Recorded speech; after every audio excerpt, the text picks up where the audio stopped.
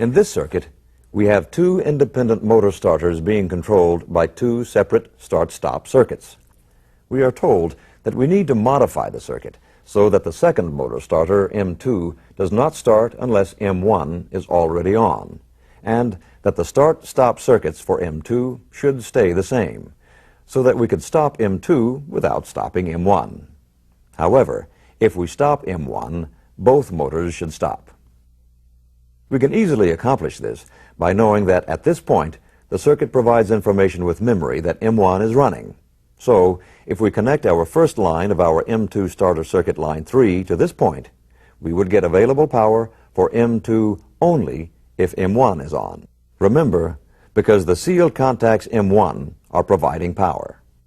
So, in this diagram, we could start M2 by pressing its start push button at any time after M1 is on. For more PLC training, go to bid95.com and click on the Electrical Video Library on the left-hand side.